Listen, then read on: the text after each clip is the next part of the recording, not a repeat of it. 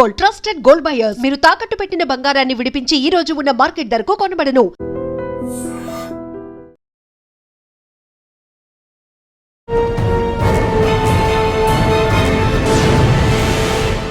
ఈ వారం మన గెస్ట్ ఫిట్నెస్కి ఎక్కువ ప్రయారిటీ ఇచ్చిన పోలీస్ ఆఫీసర్.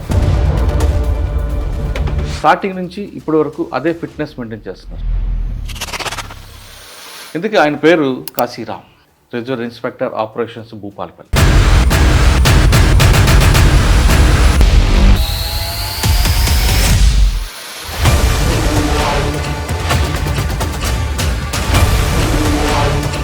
పూవర్తిలో జరిగిన హెలికాప్టర్ మీద మావోయిస్టుల దాడిలో ఏం జరిగింది, అక్కడ ఆర్ఐ దుర్గాప్రసాద్ డెడ్ బాడీని తీసుకురావడానికి ఎంత కష్టపడ్డారు, అసలు దుర్గాప్రసాద్ గారు హెలికాప్టర్ ఎక్కకుండా కిందన ఎందుకు ఉండిపోయారు,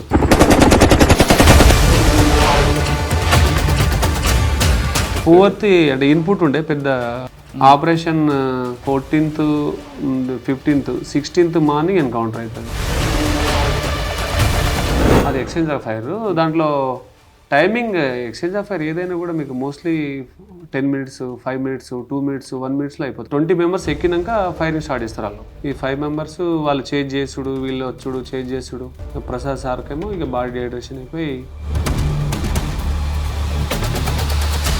పామేడు ఆదివాసీ సంఘాలు, ఈ పూసుగుప్ప నుంచి ఇక్కడ నుంచి ఆదివాసీ లీడర్లు ఉంటారు కదా, వాళ్ళకి చర్చలకు పంపుంటే అప్పటికే చనిపోయి ఉన్నాడు ఆయన. చనిపోయింది. వాళ్ళు వీడియోలు పంపడం, ఫోటోలు పంపడం, డెడ్ బాడీ తీసుకుపోవని ఛాలెంజ్ చేశారు.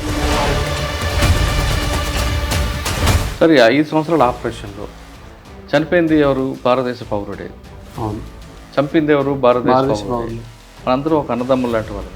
ఈ విషయం ఎప్పుడైనా గుర్తుకొచ్చిందో బాధపడ్డారా? చాలాసార్లు బాధపడ్డా. పోలీస్ తుపాకీ చూస్తాం మేము, మా కాడ 2 తుపాకులు చూసినాం మేము.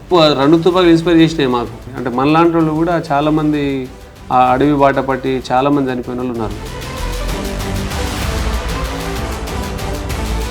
కాశీరామ్ గారికి కాకి కన్నా కద్దరంటే ఇష్టం అంటారు ఎందుకు? సామాజిక ఆర్థిక స్వేచ్ఛ లేని స్వేచ్ఛే కాదంట నేను. అంటే ఆర్థికంగా సామాజికంగా స్వేచ్ఛ దొరకనప్పుడు ఆ స్వేచ్ఛే కాదు. అంటే political power is ultimate power కదా. ఇక దానికి మించిన పవర్ ఏమైనా ఉందా? అన్నిని నిర్ధారించింది. పీల్చే గాలిని, తినే తిండిని, కట్టుకునే బట్టను నిర్ణయించాలి. నీ ఈ శరీరం మీద అవమానాల గాయాలు ఎన్నో ఉంటాయి. సందులేదు ఈ గాయాలు. మీ గోల్ ఏంటి? యూనిఫామ్లో ఉండి సక్సెస్ అయ్యి మంచి పేరు తెచ్చుకోవాలన్నా, లేదు మీరు అనుకున్న రాజకీయ సినీ రంగాల్లోకి వెళ్ళి సాధించాలి? ఇప్పుడు మీరు రాజకీయ పాలిటిక్స్ సినిమాలు కూడా తెలుసు నాకు. అది సినిమాల మీద నడిచిన కథలు చాలా కథలు నేను 20 కథలకి విన్నా నేను. కాకపోతే దాన్ని తెలుసు, దాని పాలిటిక్స్ తెలుసు నాకు. నా శక్తి ఏందో నాకు తెలుసు కదా. అంటే మనం ఎంతవరకు బ్యాటింగ్ చేయగలుగుతామో తెలుసు. అంతకు మించి బ్యాటింగ్ చేస్తే వికెట్ ఎగిరిపోతుంది మనం. మోస్ట్లీ ఏజ్ చేసినా కూడా ఒక న్యూ పాత్ని క్రియేట్ చేయాలి అప్కమింగ్ జనరేషన్కు. మళ్ళీ మనం పుట్టాం ఈ నేల మీద.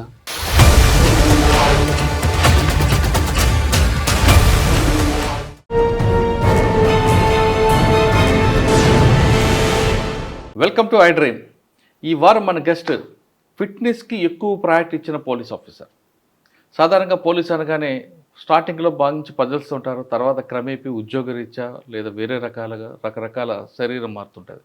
కానీ ఈరోజు మీకు పరిచయం చేస్తున్న పోలీస్ ఆఫీసర్ స్టార్టింగ్ నుంచి ఇప్పటి వరకు అదే ఫిట్నెస్ మెయింటైన్ చేస్తున్నారు. అది ఎలా అనే విషయాన్ని అని అడుగుదాం. ఇందుకే ఆయన పేరు Kashiram, reserve inspector operations Bhupalpally. Kashiram గారు పోలీస్ డిపార్ట్మెంట్కి వచ్చి ఫస్ట్లో నక్సల్స్ ప్రభావిత ప్రాంతాల్లో పనిచేశారు. ఆ టైంలో చాలా ఎక్స్చేంజ్ ఆఫ్ ఫైర్ జరిగాయి. అన్నిటికన్నా ఇంపార్టెంట్, ఆయన సర్వీస్లో పూవర్తిలో జరిగిన హెలికాప్టర్ మీద మావోయిస్టుల దాడిలో ఏం జరిగింది, అక్కడ ఆర్ఐ దుర్గాప్రసాద్ డెడ్ బాడీని తీసుకురావడానికి ఎంత కష్టపడ్డారు, అసలు దుర్గాప్రసాద్ గారు హెలికాప్టర్ ఎక్కకుండా కిందన ఎందుకు ఉండిపోయిన అతన్ని నక్సల్స్ ఏ విధంగా చిత్రహింసలు పెట్టి చంపారో కాశీరామ్ గారు ఇక్కడ తెలుసుకుంటాం. సార్ నమస్తే. నమస్తే. మేము చూస్తుంటే ఓ మంచి ఫిట్నెస్ మ్యాన్, జిమ్ ట్రైనర్లా కనిపిస్తుంటారు. యూనిఫామ్ వేసుకొని చక్కగా. అప్పుడే ఫస్ట్లో 2009లో ఎలాగున్నారు, 2026 కూడా అలాగే ఉంటున్నారంటే మీ ఫిట్నెస్కి ఎక్కువ ప్రయారిటీ. పోలీసు అందరూ అలాగే అవ్వాలనుకుంటారు, కానీ కొన్ని ఉద్యోగ రీత్యా లేదా ఎక్కువగా టైంకి భోజనం లేకపోవడం, వేరే కారణాలతో వాళ్ళకి స్టమక్లు వస్తుంటాయి. కానీ మీకు రాకుండా చక్కగా రోజు టిమ్ముకి ఎక్కువ ప్రయారిటీ ఇవ్వడంతో అది వస్తుంది. పువ్వర్తికి ఒకసారి వెళ్దాం ఉంటాం. పువ్వర్తిలో ఆ రోజు ఏం జరిగింది? దుర్గాప్రసాద్ గారు హెలికాప్టర్ ఎందుకు ఎక్కలేకపోయారు? దుర్గాప్రసాద్ హెలికాప్టర్ గారు మిస్ అయిన తర్వాత వాళ్ళు ఏ విధంగా ఆయన చిత్రహింసలు పట్టి చంపారు? ఆయన డెడ్ బాడీ తీసుకురావడానికి వాళ్ళు ఎటువంటి ఛాలెంజ్ విసిరారు? ఆ డెడ్ బాడీ ఎలా బయటకు వచ్చింది? మీ బ్యాచ్మెంట్ కాబట్టి ఏం జరిగింది?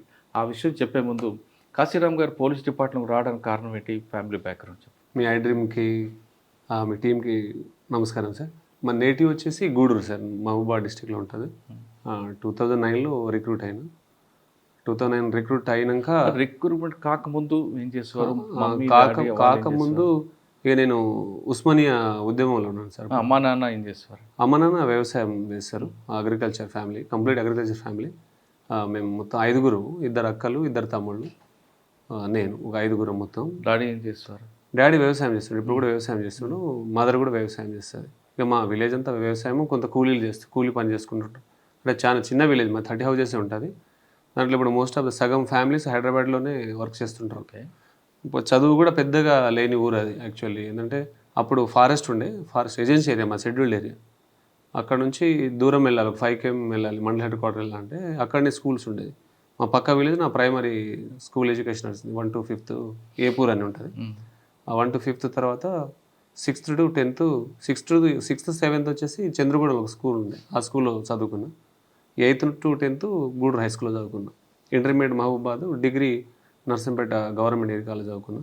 ఇంటర్మీడియట్ ఏమో మహబూబాద్లో విజ్ఞాన భారతి కాలేజ్ అని ఇప్పుడు లేదనుకుంటా, అది ఆ కాలేజ్ చదువుకున్నా. తక్కెళ్ళపల్లి రవీంద్రరావు గారిని ఇప్పుడు ఎమ్మెల్సీగా ఉన్నారు, వారి కాలేజ్ అది. తర్వాత ఉస్మానియాలో కేఈలో ఏమో ఎంకామ్ చేసిన. ఉస్మానియాలో పోయి కాంపిటేటివ్ ఇక్కడ లేదని మళ్ళీ అక్కడికి వెళ్ళి చదువుకున్న. ఆ టైంలో యాజిటేషన్లో కూడా ఉన్నాను. అంటే మీ కుటుంబం ఎంతమంది అన్నారు? 5గురా? 5గురు. 5గురులో మీరే చదువుకుని అందరూ కూడా చదువుకున్నారా? నేను ఒక్కనే చదువు. ఎందుకు? అప్పుడు ఒకరు చదువుకోవాలంటే ఒకరు త్యాగం చేయాల్సి ఉండే. అప్పుడు కామన్గానే అంత అవేర్నెస్ కూడా లేదు వాస్తవం. అంటే మీరు చదువుకోవడానికి ఎవరు త్యాగం చేస్తారు మీ కుటుంబంలో?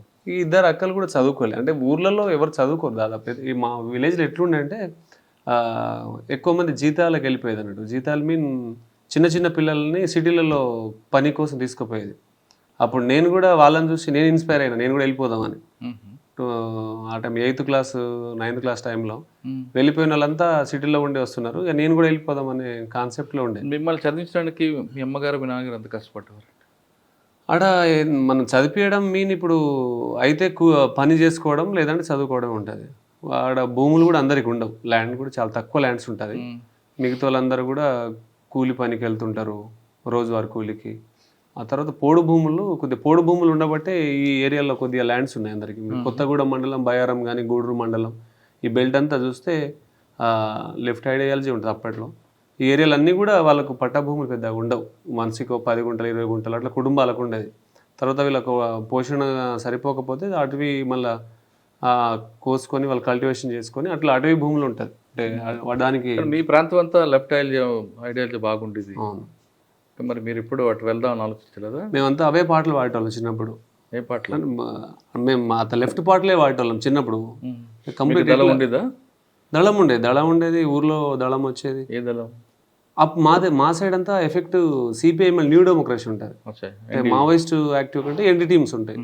మీకు ఎన్డీ టీమ్స్ మోస్ట్లీ మీకు చూస్తే కొత్తగూడ, గూడూరు, బయ్యారము, ఇల్లందు ఈ ఏరియా కూడా అంతా న్యూ డెమోక్రసీ వాళ్ళతోటే ఎక్కువ ఉండే. ఎన్డీ టీమ్దే ఎక్కువ ఉండే. వాళ్ళ ప్రాబల్యం ఎక్కువ. వాళ్ళ పాటలు ఊర్లో దళాలు వచ్చేటి, వాళ్ళతోటి వాళ్ళ పాటలు పాడేది. ఏం పాట పాడేవారు? అప్పుడు చాలా పాటలు వచ్చేవి వాస్తవానికి. అంటే నక్సలైట్లకి అంటే ఆ టైప్ ఆఫ్ అంటే వాళ్ళది ఆ టైంలో మనకు ఏదో ఏం అర్థం కాదు కదా. అప్పుడు బాగా పాపులర్ సాంగ్స్ ఉండేది. కాచనపల్లిలో ఎన్కౌంటర్ అవుతుంది, కోటన్న పరశురామన్ అని పెద్ద ఎన్కౌంటర్. అది నాకు తెలిసి 94, 95లో అన్నట్టు ఉంది అది. మేము చిన్నప్పుడు అది ఆ టైంలో ఆ క్యాసెట్లు చాలా పాపులర్. అవి పోలీసులు వస్తే దాచుకునేది ఆ క్యాసెట్లను. అవి పరిపరి టైంలో వినేది ఆ పాటలు. కాచన్నపల్లి అడవుల్లో కనుమూసినారా కోటన్న పరశురామన్ అని ఓ విప్లవ గీతాలు ఎక్కువ ఉండే. మహబూబాద్లో సురేష్ అన్న అని ఎన్కౌంటర్ అవుతుంది. ఆయన ఎన్డీఏ. ఆయన మీద పాటలు చాలా పాటలు ఉండే. కొండ కొండల నడుమ, మానుకోట కొండల్లో, మండే సూర్యుడు అని ఆయన పాటలు. అన్ని పాటలు మేము పాడుతుండేది. యాక్చువల్లీ పోలీసులు అందరం మేమందరం ఆర్ నారాయణమూర్తి సినిమాలో పోలీసు వాళ్ళని చంపితే మేము సపోర్ట్లు కొట్టిన వాళ్ళే. మ్మ్. తెలియదు కదా ఏ ఐడియాలజీ మీద ఏముంటుంది మనకు, ఏదైతే ఇట్లా అది ఉంటుందో దాన్ని అట్లా ఆస్వాదిస్తుంటాం ఆ టైంలో. చాలామంది వెళ్ళిపోయిన వాళ్ళు ఉంటారు, దళంలో పనిచేసిన వాళ్ళు ఉంటారు, కామన్గానే ఉంటుంది ఊర్లలో అటు సైడు. ఓకే. మళ్ళీ ఎర్రన్న ఈ పాట బాగుండేది. నువ్వు ఎత్తిన జెండా ఇడవబోను ఎల్లన్ను, నేను ఎత్తురు గుండెలు హత్తుకుంటాం ఎల్లన్న, మ్మ్. నీడా చూపి నోనివన్న, తోడు నడిచి నోనివన్న, లంబాడెల్ల తండాలల్లో కోయాలల్లో గూడాలల్లో, నీ అడుగుబడ్డ పల్లెలన్నీ ఎల్లన్ను, అవి తిరగబడ్డ సింహాల ఎల్లన్న అని పెద్ద పాట అది. మ్మ్. చాలాసార్లు వాడుకుంటాం మేము పాటను. పోలీస్ జాబ్ ఎందుకు తీసుకోవాలనుకున్నారు? పోలీస్ జాబ్ అంటే పోలీస్ జాబ్ అంటే ఒకటి ప్యాషన్, ఒకటి కామన్గా ఊర్లో ఎట్లుంటుంది, నువ్వు ఎత్తుండగానే అరే బిడ్డ పోలీస్ అవుతావురా, మామూలుగా మీరు చూస్తుంటారు అని ఎత్తుండగానే వట్టేనే వాడిని రెచ్చగొడతాము. కొందరు మైండ్ సెట్లో అట్లా ఫిక్స్ అవుతుంది, స్ట్రాంగ్గా ఫిక్స్ అయిపోతాడు నేను పోలీస్ కావాలని ఫీలింగ్లో వెళ్ళిపోతాడు. అలాంటి పరిస్థితి ఒకటి. మనకు వచ్చిన చదువు కొద్దిగా కాస్త కూస్తో వచ్చినప్పుడు ఇదే టార్గెట్ పెట్టుకుంటాం, కొద్దిగా ఈజీగా కొట్టే ఉద్యోగం. ఆర్థిక పరిస్థితులు, సామాజిక పరిస్థితులు కూడా దీనికైతే సూటబుల్ అవుతుంది, దీనికైతే మనం ఈజీగా కొట్టవచ్చు అనేది ఒకటి ఉంటుంది. ప్రతి పేదోడు పెట్టుకున్న లక్ష్యమే ఉద్యోగమే ఫస్ట్. అంటే ఈ ఉద్యోగం ఇంకో ఉద్యోగం మంచిగా వస్తే నేను కూడా పోతా, అంటే పోలీస్ ఉద్యోగం ఏమైనా మాకు ఐఏఎస్ ఇస్తా అంటే ఐఏఎస్ రాస్తే వస్తే మేము వెళ్ళిపోతాం. ఇదే ప్యాషన్ అంటే ఇప్పుడు ఉన్న దాంట్లో అది ప్యాషన్ మాకు. నువ్వు హైట్ ఉన్నావు బిడ్డ నువ్వు అవుతావురా అంటే ఇది హైట్ ఉన్న చాలా మంది అంటారు కదా, మరి మీరు స్పోర్ట్స్ ఏమైనా ట్రై చేయలేదా? స్పోర్ట్స్ అంటే ఇదే మా ఏరియాలో అవగాహన ఉండదు పెద్దగా. నా స్కూలింగ్ అట్నే వెళ్ళిపోయింది, డిగ్రీ కూడా పని చేసుకుంటూనే వెళ్ళిపోయింది. హైదరాబాద్ అప్పుడు మేము హన్మకొండ కూలి పనికి వచ్చేవాళ్ళం. నేను డిగ్రీలో ఉన్నప్పుడే హన్మకొండ పబ్లిక్ గార్డెన్ అడ్డ ఉంటుంది, ఇప్పుడు కూడా అడ్డ మీద చూసి మా పిల్లలు చూపిస్తుంటా, అరే బిడ్డ ఈడనే కూలి పని చేసుకున్నారా నేనని. ఎంత ఇచ్చేవారు అప్పుడు 50 రూపీస్ ఇచ్చేది. అయితే అప్పుడు ఇవి క్రెయిన్లు పైన పికప్ చేసి వెళ్ళేవు. 4వ అంతస్తు మీద సిమెంట్ బస్తా మోస్తే 100 రూపాయలు డబుల్ కూలీ అని దాని పేరు. అంటే ఎవరైతే ఫిట్ ఉంటే ఆ కూలీకి ఎంచుకునేది అన్నాడు. 2 రోజులు కష్టం 1 రోజు చేస్తే మనకు వచ్చేస్తుందని ఆ కూలీ చేసేది అన్నాడు. సిమెంట్ బస్తాను 4th ఫ్లోర్లో రోజంతా మోయాలి, ఒకటేసారి కాదు. ఇది మోసుకొని పోయి మెట్ల మీదకి వెళ్ళి వేసి రావాలి. ఆ సిమెంట్ బస్తాలు అని పైకి ఎన్ని బ్యాగులు వేసేవారు రోజు? అంటే అప్రాక్సిమేట్ తెలియదు కానీ వేసేటోళ్ళం, చాలా వేసేటోళ్ళం. ఒక 30 కూలి ఎక్కువ వస్తుంది, డబుల్ కూలీ అది 100 రూపాయలు ఇస్తారు. 2 కూలీ ఒక్కరికి ఇస్తారు, మోయరు కదా ఎవరు, బలం ఉండదని ఒకటి ఉంటుంది. అప్పుడు ఊర్లలో మామూలుగా కబడ్డీ నాటు గేమ్సే ఉంటాయి. కబడ్డీది ఏముంటుంది, ఏం అవసరం లేదు, దానికి ఎట్లయినా ఆడుకోవచ్చు. ఒక గీత గీసి అటు ఒక టీం ఇటు ఒక టీం ఆడుకోవచ్చు. ఊర్లలో అదే ఉంటుంది, ఆ పెద్దోళ్ళు చిన్నోళ్ళు అంతా అదే ఆడుతుండే. అదొకటి అలవాటు ఉండే నాకు. తర్వాత యూనివర్సిటీ గేమ్స్ ఆడేటప్పుడు నాకు అది ఇంజురీ అయ్యి అది మానేసిన. యూనివర్సిటీలో గేమ్ పోయినప్పుడు అది మానేసినాక అథ్లెటిక్స్ ఈ పోలీస్కి ఇదే ప్రాక్టీస్ ఉండే కాబట్టి ఆ క్రమంలోనే అథ్లెటిక్స్ నేను ఉస్మానియా యూనివర్సిటీ ఛాంపియన్, నేను 2009 ఆర్ట్స్ కాలేజ్ ఛాంపియన్ నేను. ఆ ఛాంపియన్షిప్ వచ్చి తర్వాత బేడికాల ఛాంపియన్షిప్ 2 ఛాంపియన్షిప్లో కొట్టి ఉండే. అవి అంటే నాకు తెలిసి ఉస్మానియా ఆ ఛాంపియన్షిప్లో నాన్ స్పోర్ట్స్ బ్యాక్గ్రౌండ్ నాదే ఉంటుంది. అంటే ఆయన స్పోర్ట్స్ బ్యాక్గ్రౌండ్ వాళ్ళు కొడతారు, అది నాన్ స్పోర్ట్స్ బ్యాక్గ్రౌండ్ నేనే కొట్టినది.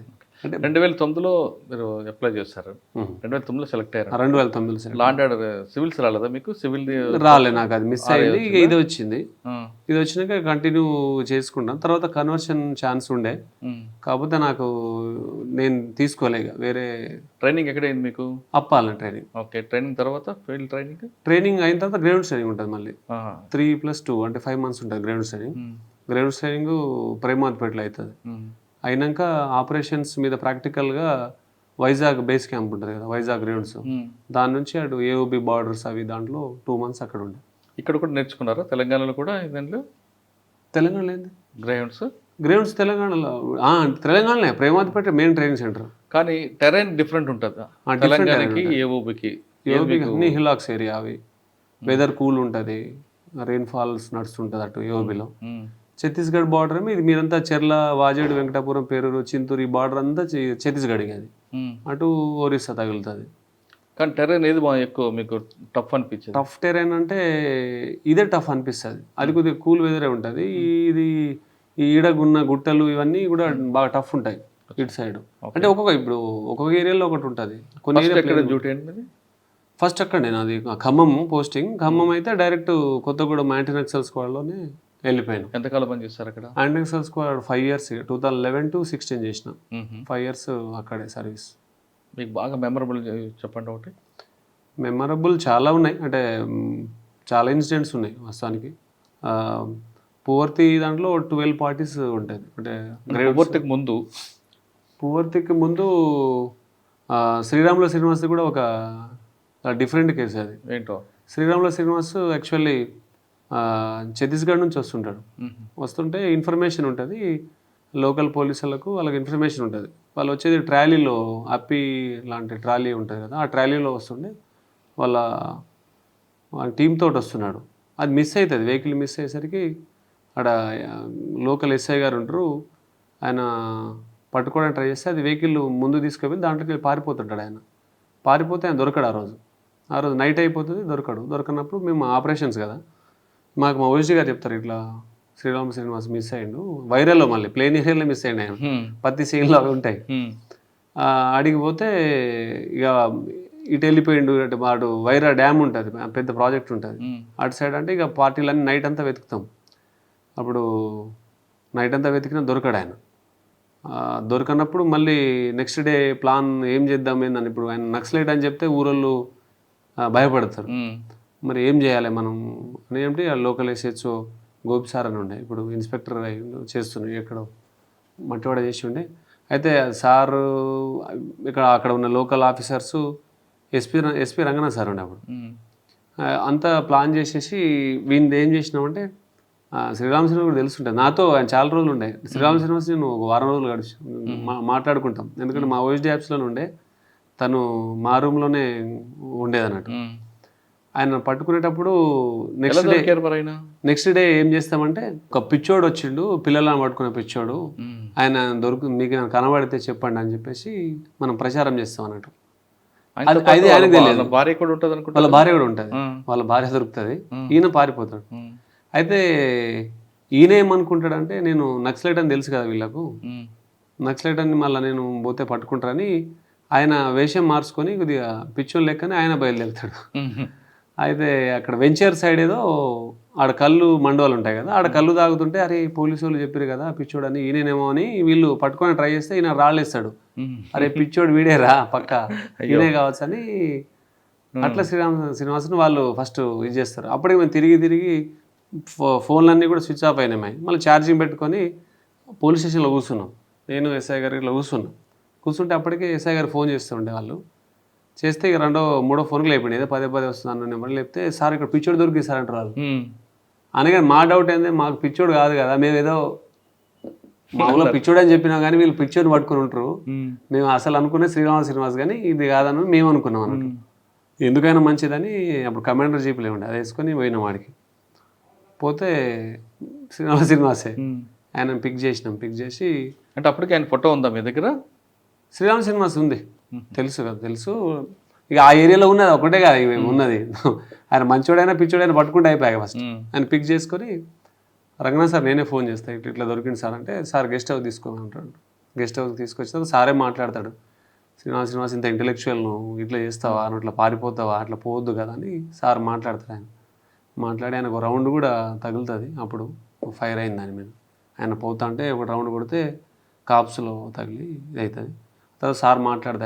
ఆయన సాహిత్యంలో చాలా విపరీత జ్ఞానం ఉంటుంది ఆయన. అప్పుడు మహారాష్ట్రలో వినిల్ కృష్ణ ఐఏఎస్ను కిడ్నాప్ చేసినప్పుడు కూడా ఆ డిమాండ్స్ అన్నీ కూడా ఈయన రాసినవి ఉంటాయి. అంటే వాళ్ళు రాసుకొని ఈయన జైల్లో ఉంటే ఈయన దగ్గర వచ్చి ఇవి కరెక్టేనా కాదా అని ఈయన అప్రూవల్ చేసి ఇది ఉండే. అంత సాహిత్యం మీద బాగా పట్టుండే ఆయనకు వాస్తవానికి. అండ్ నాకు ఒక పుస్తకం అంటే నీకు బాగా ఇన్స్పైర్ చేసిన బుక్ ఏంటని అడిగితే ఆయన డాక్టర్ కోట్నీస్ బుక్ గురించి చెప్పిండు నాకు. ఆయన ఇప్పుడు చైనా వార్లో డాక్టర్ కోట్నీస్ అని సర్వీస్ చేస్తాడు. ఆయన పుస్తకం ఆయన చెప్పిండు. ఆయన చెప్పినాక ఆ పుస్తకం తీసుకొని చదివినా. శ్రీనివాస్ గారు చెప్పారు అది. ఆయన పువర్తి అన్నది ఇక పెద్దది. శ్రీనివాస్ దొరికారు. తర్వాత మీకు కూంబింగ్ వెళ్ళడం ఉంటుంది, ఖమ్మం ఛత్తీస్గఢ్ బార్డర్ కాబట్టి. ఆ కూంబింగ్లో మీకు బాగా గుర్తుండిపోయిన సంఘటన చెప్పండి. కూంబింగ్లో గుర్తుండిపోయే సంఘటన ఒకటి, యాక్చువల్లీ కూర్నపల్లి కాడ మాకు ఆంబుష్ పడుతుంది గ్రౌండ్స్ పార్టీలకు. అంటే గ్రౌండ్స్ పార్టీ మా స్పెషల్ పార్టీ అని జాయింట్ ఆపరేషన్ చేస్తాయి అప్పుడు. అంటే ఏమైనా ఒక 5 పార్టీలు వాళ్ళు వస్తే ఒక పార్టీ మన ఫోర్స్ ఉంటుంది కంప్లీట్లీ. అయితే అది కూర్నపల్లి కాడనే ఒక మనోళ్ళు రిటర్న్ అయ్యే క్రమంలో వాళ్ళు ఆంబుష్ చేసి కొడతారు. దాంట్లో గ్రౌండ్స్ కమాండర్ కూడా ఇంజూర్ అవుతుంది. ఇక దాంట్లోకి వెళ్ళి వీళ్ళను బయటికి తీయడం అనేది బాగా టఫ్ అవుతుంది. అప్పుడు మా ఆఫీసర్లకు చెప్పినా కూడా మీరు ముందుకు పోవద్దు, ముందుకెళ్తే మళ్ళీ మీ మీద అటాక్ అవుతుంది అని వాళ్ళు ఉండే యాక్చువల్లీ వాళ్ళనే మనం తీసుకురావాలి తప్ప మనం పోలేమని. ఇప్పుడు మేమందరం ఇటు అక్కడ నుంచి ఒక 3 km దూరంలో ఉంటాం. ఆడ మొత్తం ఇక విపరీతమైన సౌండ్స్ వస్తుంటాయి. వీళ్ళు ఫైర్ చేస్తుంటారు, వాళ్ళు ఫైర్ చేస్తుంటారు. చాలా పెద్ద డ్యామేజ్ అయింది అనుకున్నాం మేము, మా వాళ్ళకైనా. కానీ ఒక గ్రౌండ్స్ కమాండోకే బుల్లెట్ దిగుతుంది దాంట్లో, కూర్నపల్లి ఇన్సిడెంట్లో. దాన్ని మళ్ళీ వచ్చేటప్పుడు ఇక అందరు ప్యానిక్ అవుతుండ్రు మనల్లో. అక్కడ నుంచి వద్దామంటే ఎట్లా అంబుష్ చేసిరు అని. అప్పుడు మళ్ళీ మేమే అనుకున్నాం అంటే ఎటు పోతున్నా కూడా వాళ్ళే మావోయిస్టులో ఉండొచ్చు అన్నట్టు ఉండే. ఈ మనలు యూబీజీఎల్ ఫైర్ చేస్తారు, వాళ్ళు గ్రెనేడ్ వేస్తారు, ఎంత బాగా శబ్దం ఉండొచ్చు. తర్వాత వీళ్ళు అక్కడ నుంచి రిట్రీట్ అవుదామంటే భయంలో ఉండే, ఎటు కదిలేము. కానీ ఆ గ్రౌండ్స్ కమాండ్కి బ్లీడింగ్ అవుతుంది. ఆ టైంలో ఇక మేమే చెప్పినాం అన్నట్టు, మీకు ఏడ సస్పెక్ట్ అనిపిస్తాడు రౌండ్లు ఫైర్ చేయండి, వచ్చేయండి మీరు. ఇప్పుడు ఇటు సస్పెక్ట్ అనిపించింది అనుకో, 2 రౌండ్లు ఫైర్ చేస్తే అయిపోయి, ఇట్లా ఫైర్ చేసుకుంటూ వస్తారు. అయితే డైరెక్షన్ తెలియదు ఇక, మేము ఇదంతా టెన్షన్లో ఉంటాం. అప్పుడు మేము ఆ టైంలో మా దగ్గర లైట్స్ ఉంటాయి పెద్ద, ఆ పెద్ద లైట్ని ఒక తాటి చెట్టు ఉండే, ఈ ప్లేన్ ఏరియాల సైడ్కి ఒక పొలంలో తాటి చెట్టు ఉండే. ఆ తాటి చెట్టు మీద మేము లైట్ తోటి కొట్టినాం అన్నట్టు. లైట్ దాని మీద ఇది చేస్తే ఆ లైట్ను చూసుకుని డైరెక్షన్లో వస్తారు అని అట్లా సేవ్ చేసినాం. అది పెద్ద అంబుషే అది. దాంట్లోకి వెళ్ళి పార్టీలను టాక్టికల్గా ఇది చేసినాం. సరే, పువ్వర్తి సంఘటన ఎలా జరిగింది? పువ్వర్తి ఇన్సిడెంట్ వచ్చేసి ఎందుకు వెళ్ళారు ఆ ఏరియాకండి? పువ్వర్తి అంటే ఇన్పుట్ ఉండే, పెద్ద ఇవి బేస్ క్యాంపులు నడుస్తున్నాయి ఆడ అని చెప్పేసి ఇన్పుట్ అన్నట్టు. ఇన్పుట్లో total 10 grounds parties, 2 special parties, total 12 parties. పెద్ద ఆపరేషన్ అది. ఇక్కడ నడుచుకుంటూ వెళ్ళారు, ఈ నుంచి నడుచుకుంటే. అంటే అప్పుడు డ్రాపింగ్ కొద్దిగా లోపలికి వెళ్ళి 5-6 కిలోమీటర్లు వెళ్ళిన తర్వాత డ్రాప్ చేసేది, కొద్దిగా సేఫ్ ఏరియా అన్నంత వరకు పోయేది అన్నట్టు. దానికి పువ్వర్తి వెళ్ళడానికి ఎన్ని రోజులు పట్టిందండి? పువ్వర్తి వెళ్ళడానికి 2 నైట్స్ పడుతుంది. డేలో మూమెంట్స్ అంతా చేయకపోతుంది, నైట్ ఎక్కువ చేస్తుండే. నైట్ మూమెంట్స్ ఎక్కువ ఉండే, డేలో రెస్ట్ తీసుకుంది ఉండే. డేలో ఏంటంటే మన మూమెంట్ ఎక్స్పోజ్ అవుతుందని నైట్ మూమెంట్స్ ఎక్కువ ఉండే యాక్చువల్లీ. అయితే అది ఫస్ట్ నైట్ నడిచినాక మళ్ళీ రెస్ట్ తీసుకొని నెక్స్ట్ నైట్ మార్నింగ్, అంటే అది April 14th actually dropping. April 14th night అంతా నడుస్తారు, 15th రెస్ట్, 15th నైట్ అంతా నడుస్తారు, 16th మార్నింగ్ ఎన్కౌంటర్ అవుతుంది కేకేడబ్ల్యూ. మీరు వెళ్ళేసరికి పువ్వర్తి ఎలాగుందండి? కొండపల్లి పువ్వర్తి కూడా అసలు అవి మనం చూస్తే షాక్ అవుతాం. ఆ టైంలో మొత్తం బేస్ క్యాంపులే అవి, మొత్తం ఎక్కడైతే ఆడ మొత్తం మావోయిస్ట్ బేస్ క్యాంపులే ఉంటాయి. మోర్చాలు పెట్టుకొని, సెక్యూరిటీ వాళ్ళు పెట్టుకున్న మోర్చాలు అన్నీ ఒక్కొక్క 4 acres 3 acresలలో పెద్ద పెద్ద మోర్చాలతోటి రౌండ్ సర్కిల్లో పెట్టుకుని ఉంటారు వాళ్ళు. ఏడపోతే ఆడ విప్లవ సాహిత్యాలు దొరకడం, మనకు వాళ్ళు వాడిన మెటీరియల్స్ దొరకడం, అవన్నీ విపరీతంగా ఉండే. అయినాక ఒక సైడ్ ఏమో 7 parties ఆపరేషన్, ఒక సైడ్ ఏమో 5 parties operation. 2 places operation plan చేస్తారు.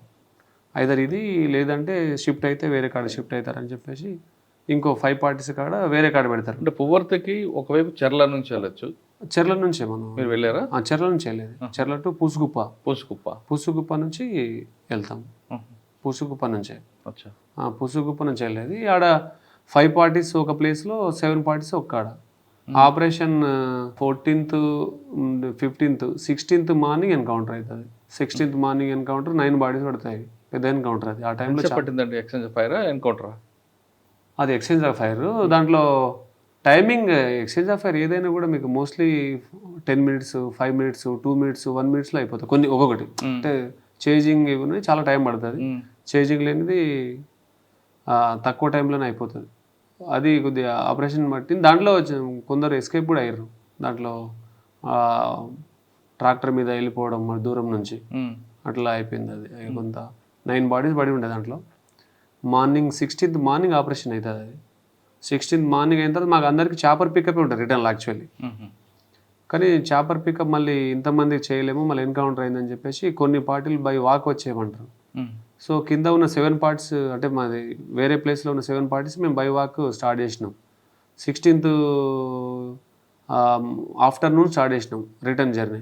అంటే మోస్ట్లీ అయితే చెర్ల నుంచి 40-45 km వస్తుంది. ఎందుకంటే మనం బై వాక్ పోయేటప్పుడు చాలా జిగ్జాగ్లో పోతాం కదా, రూట్లో కరెక్ట్ పోం కదా. అక్కడ నుంచి 16th ఆఫ్టర్నూన్ బయలుదేరుతాం.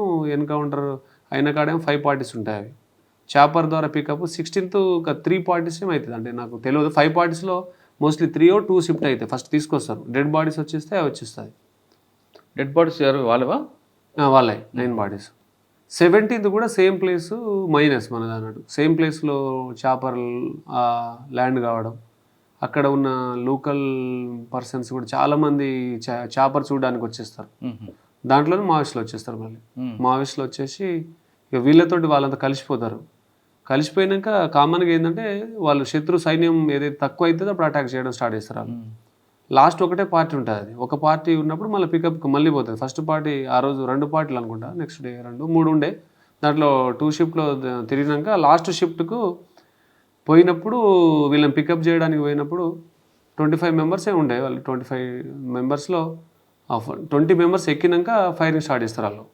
ఇక మా 25 మెంబర్స్ ఉంటే వాళ్ళకి ప్రాబ్లం అవుతుంది కదా, మళ్ళీ వీళ్ళందరూ మళ్ళీ అటాక్ చేస్తారని మొత్తం చాపర్ ఎక్కినాక 5 మెంబర్స్ ఉన్నప్పుడే అటాక్ చేస్తారు వాళ్ళు. 5 మెంబర్స్ అటాక్ చేసినప్పుడు ఈ మనం తీసుకునే చాపర్లన్నీ కూడా సిఆర్పిఎఫ్ వాళ్ళే ఉంటాయి, మన చాపర్ లేవు. వాళ్ళ నుంచి మనం తీసుకుంటాం. వాళ్ళు పైలట్లు మన మాట విన్నారు. వాళ్ళు వన్స్ ఫైరింగ్ ఇట్లా అయితే వాళ్ళు వచ్చేయమని అంటారు. వాళ్ళు ఎట్లున్నా వచ్చేయమంటారు, ఎందుకంటే దానికి మళ్ళీ ఫ్యూయల్ ట్యాంకు వాటి తగిలి బ్లాస్ట్ అయిపోతుందని వాళ్ళు లేపేస్తాడు. ఆయన పైలట్ లేపేస్తాడు. ఇక వచ్చినాక వీళ్ళు 5 మెంబర్స్ ఉండిపోతారు. ఇక దాంట్లో 4 ఆఫీసర్లు, ఒక మెన్ ఉంటాడు, ఒక కమాండర్ ఉంటాడు. ఆ నుంచి వాళ్ళు చేజింగ్ ఈ చాపర్ ముందు ఆపుతారు. ఆ డైరెక్షన్లో ఒక 1/2 km 1 km వాళ్ళు పరిగెడతారు. పరిగెత్తినాక ఈయన అప్పటికి లోపల ఉన్న కూడా వీళ్ళు రిక్వెస్ట్ చేస్తారు పైలట్కి, ఎక్కడొక్కడ ల్యాండ్ చేయి, మళ్ళీ నువ్వు చేస్తే వాళ్ళు వచ్చి మళ్ళీ ఎక్కుతారని మనల్ని రిక్వెస్ట్ చేస్తారు. కానీ ఆయన విన్నాడు. వినకుండా డైరెక్ట్ భద్రాచలం నుంచే పోతుంది అన్నట్టు చాపర్. భద్రాచలంకి వచ్చేస్తుంది. ఇక వీళ్ళు 5 మెంబర్ మిస్, ఇక 5 మెంబర్స్ మిస్. ఈ 5 మెంబర్స్ వాళ్ళు చేంజ్ చేసుడు, వీళ్ళు వచ్చుడు, చేంజ్ చేసుడు, ఇక బాడీ డిహైడ్రేషన్ అయిపోయి 4 ప్రసాద్ సార్కేమో ఇక బాడీ డిహైడ్రేషన్ అయిపోయి ఆయన ఆగిపోతాడు. ఇక ఆయన దగ్గర ఉన్న రౌండ్లు అయిపోతుంది. ఈ 4 ఉంజుపల్లికేమో వచ్చేస్తారు. వీళ్ళు ఆ రోజు నైట్ అంతా రన్ చేస్తారు.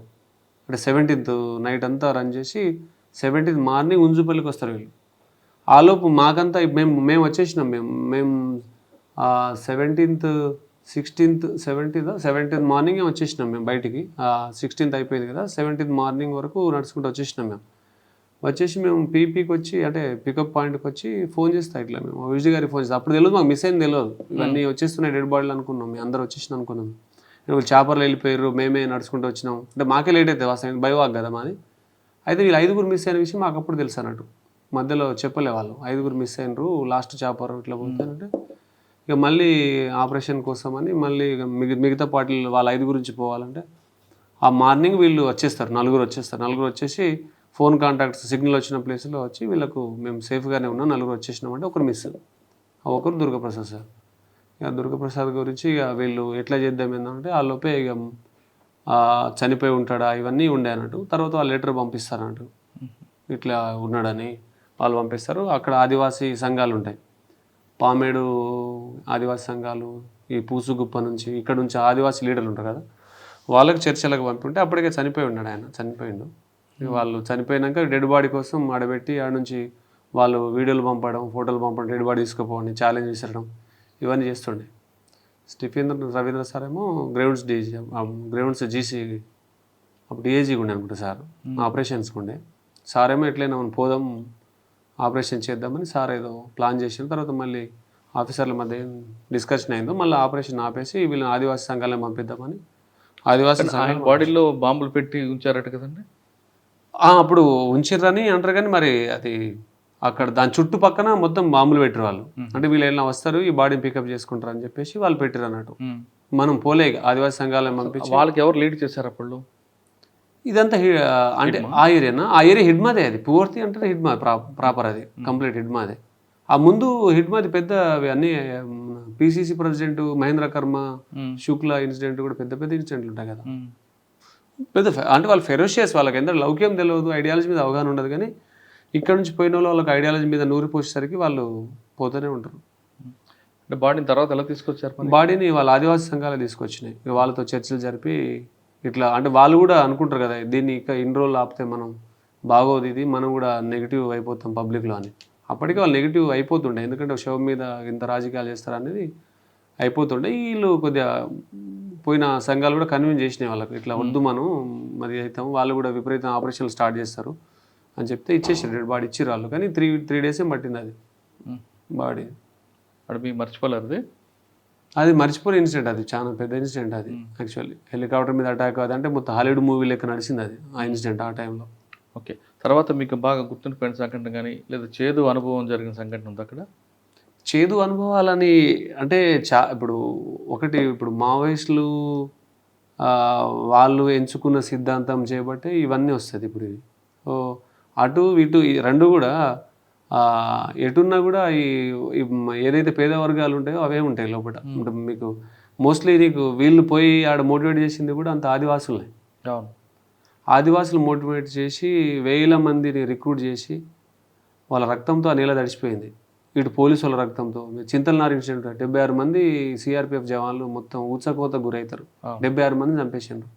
ఆ 76 మంది అంతా ఎవరైనా సంపన్నుల వాళ్ళు బాగా పైసలు వాళ్ళే కాదు కదా, వారు గరిబోలే పొట్టకూటి కోసం వచ్చిన ఉద్యోగస్తులే వీళ్ళు. అంటే అటు చూసినా ఇటు చూసినా రెండు పేద వర్గాలే ఉంటాయి. వీళ్ళు ఆడపోయి మావోయిస్టులను ఉసిగొల్పి ఇప్పుడు సల్వాజూడం అని మహేంద్రకరం పెడతాడు అటు సైడ్. సల్వాజూడం కూడా కంప్లీట్లీ ట్రైబల్ తోటి ఫామ్ చేసింది అది. గ్రామ రక్షణ దళాల లెక్క అక్కడున్న పిల్లల్ని ట్రైనింగ్ ఇచ్చి ఒక 3 నెలలు ట్రైనింగ్ ఇచ్చి వెపన్స్ ఇచ్చి పడేశారు. వాళ్ళ మీద మావోయిస్టులు అటాక్ చేయడం, మావోయిస్టుల మీద వీళ్ళు అటాక్ చేయడం, ఊర్లు తగలబడిపోయినాయి. మీరు ఛత్తీస్గఢ్లో పోతే చాలా ఊర్లను కాలబెట్టేసారు. మావోయిస్టులు పోయి వాళ్ళ మీద అటాక్ చేసి ఆ ఊర్లు సజీవ దహనాలు అయినాయి. ఆవులు చాలా కాలిపోతాయి. అట్లా మొత్తం అటు చూసినా ఇటు చూసినా ఎక్కడ కూడా అది అంటే ఎప్పుడు ఈ రక్తం ఎప్పుడు కూడా అభివృద్ధిని కానీ దీంట్లో ఏమి ఉండదు అసలు. రెండు సైడ్లో కూడా బాగా డ్యామేజ్ అయింది. ఎంతకాలం పనిచేస్తారండి మీరు ఆర్ఎస్ఏగా? అక్కడ 5 years చేసిన నేను, 11 to 16 చేసిన. 5 yearsలో ఇవి 2 గుర్తున్నాయి, ఇంకేమున్నాయి? చాలా ఉంటాయి ఇన్సిడెంట్లు, చాలా ఇన్సిడెంట్ ఉంటాయి. ఒక్కొక్కటి 7 days 6 days అడవిలోనే ఉండే, మా షూలు తోటి కాళ్ళలో స్కిన్ కూడా లేచిపోయినాయి. ఒకటి చాలా మంది ఇట్లా ఒక్కొక్కటి చాలా గాథలు ఉంటాయి, ఒక్కొక్కటి బాధలు వర్ణాతీతం ఉంటుంది మా దాంట్లో. సరే, 5 సంవత్సరాల ఆపరేషన్లో చనిపోయింది ఎవరు? భారతదేశ పౌరుడే. అవును. చంపింది ఎవరు? భారతదేశ పౌరుడే. మనందరూ ఒక అన్నదమ్ములు లాంటి వాళ్ళమే. ఈ విషయం ఎప్పుడైనా గుర్తుకొచ్చిందో బాధపడ్డారా? చాలాసార్లు బాధపడ్డా. ఇప్పుడు మనం ఇప్పుడు యాక్చువల్లీ మనం ఇన్స్పైర్ అయ్యేటప్పుడు కూడా ఎట్లా ఇన్స్పైర్ అవుతాం? ఒకటి మనం పోలీస్ తుపాకీ చూస్తాం, మేము మా కాడ 2 తుపాకులు చూసినాం. మేము 2 తుపాకులు ఇన్స్పైర్ చేసినాయి మాకు. అంటే అది తెలియదు కదా యవ్వనంలో. ఈ 2 ఇన్స్పైర్ చేసినాం. మనం ఏది రాంగో ఏదో రైట్ కూడా తెలియదు మనకు. చాలామంది అంటే మనలాంటి వాళ్ళు కూడా చాలామంది ఆ అడవి బాట పట్టి చాలామంది చనిపోయిన వాళ్ళు ఉన్నారు. ఇది అంతర్యుద్ధం ఇది. అంటే ఇప్పుడు పాకిస్తాన్తో యుద్ధం అంటే వేరే దేశంతో కొట్లాడిన గౌరవం ఉంటుంది, ఇది ఉంటుంది. కానీ ఇది మన బిడ్డలను మనం చంపుకోవడం, వాళ్ళు మన మీద దాడి చేయడము, ఇది ఒకటే ఇంట్లో అన్నదమ్ములు కొట్టుకుంటే ఆ ఇల్లు ఎంత ఆగమైపోతుందో సేమ్ ఇదే ఇన్సిడెంట్ ఇది. అందుకని మొన్న వీళ్ళు మావోయిస్టులు లొంగిపోయిన మావోయిస్టులు కూడా అదే నేను అడిగినట్టు. అంటే ఎప్పుడైనా మీకు అట్లా అనిపించిందా? మీరు పోయి మోటివేట్ చేసింది కూడా ఏదో బిజినెస్ మ్యాన్ కొడుకులను, పెట్టుబడిదారు కొడుకులను, క్యాపిటలిస్ట్ కొడుకులను, లేకుంటే ఫార్మా కంపెనీ పెద్ద పెద్ద ఇంజనీరింగ్ కాలేజ్ కొడుకులను నక్సలైట్లు ఏమి దింపలేగా వీళ్ళు. దింపిందంతా ఎవరిని? అణగారిన వర్గాలు, బీద వర్గాలే కదా, పొట్టకోటి కోసం బతుకుతున్న వర్గాలను మోటివేట్ చేసి వాళ్ళలోని చేతులు తేవాలనేది వాళ్ళ ప్రధాన ఉద్దేశం కదా. డబ్బున్నోడు కుటుంబంలో కాదు, బడుగు బలహీన వర్గాలకి, అణగారిన వర్గాలకి, పీడిత వర్గాలకే మేము వాళ్ళ చైతన్యం తేవాలి అనేది కదా. వాళ్ళ చైతన్యం తేవాలని చెప్పేసి వాళ్ళే ఇప్పుడు ఆగమైపోయారు మొత్తం. ఇప్పుడు దీనికి ఇప్పుడు పెద్ద క్వశ్చన్ అది వాళ్ళకు. ఇప్పుడు వాళ్ళే వర్గాలుగా చీలిపోయి దాంట్లో అసలు మేము చేసిన ఉద్యమానికి ఏం లేదు, దీనికి చివరి వరకు ఏ ఫలితం లేకుండా అని వాళ్ళే అనిశ్చిత స్థితిలో ఉన్నారు. వాళ్ళు డైలమాలో ఉన్నారు. అసలు ఇది మేము దీంట్లో విజేతలమా పరాజితులమా, మేము అసలు లేకుంటే బాధితులమా, లేకుంటే మేము వేరేటోళ్ళను రాంగ్ రూట్లో తీసుకుపోయిన నిందితులమా అనే ఒక డిఫరెంట్ ఆలోచనలో వాళ్ళే డైలమాలో పడిపోయారు. సరే, 5 సంవత్సరాల తర్వాత ఎక్కడికి వచ్చారండి? 5 సంవత్సరాల తర్వాత మళ్ళీ నేను వరంగల్కి వచ్చిన. వరంగల్కి వచ్చి ట్రైనింగ్ వింగ్లో చేసిన. ఒక 7-8 years ట్రైనింగ్ వింగ్లోనే చేసినాయి కంప్లీట్లీ. ట్రైనింగ్ వింగ్లో సిటీసీలో ఒక 1 year చేసిన, పీటీసీలో సుమారు ఒక 2018 to 25 చేసిన. 8 years చేసిన ఆడ. చాలా బ్యాచ్లకు ట్రైనింగ్ ఇచ్చినాం. more than 10,000 members ట్రైనింగ్ ఇచ్చినాం. 10,000 members శిష్యులు ఉంటారు మనకు స్టేట్లో, స్టూడెంట్స్ మనకు. అంటే కానిస్టేబుల్ నుంచి మొదలుకుంటే ఎస్ఐల వరకు చాలామంది స్టూడెంట్స్. కాశీరామ్ గారికి కాకి కన్నా ఖద్దర్ అంటే ఇష్టం అంటారు ఎందుకు? ఈ ఖద్దర్ అంటే ఫస్ట్ నుంచి సోషల్ సర్వీసెస్ ఉన్నది మాకు. ఒకరు మారిన చాలని చెప్పేసి ఒక చారిటీ పెట్టి ఉండే మేము ముందే. 2007లో మేము మా ఫ్రెండ్స్ కలిసి మా ఊర్లో స్టార్ట్ చేసినాం అది. అంటే దీనికి ఏంటంటే అంటే డబ్బు కంటే కూడా సోషల్ అవేర్నెస్ క్రియేట్ చేయాలి వీళ్ళకు. అంటే చేపలు పట్టి ఇవ్వడం కాదు, చేపను ఎట్లా పట్టుకోవాలని నేర్పిద్దామని మ్మ్. మా ఊర్లలో అంటే మా సైడ్లో మహబాద్ ఏరియాలో కానీ చూస్తే భ్రూణ హత్యలు ఎక్కువ ఉంటాయి.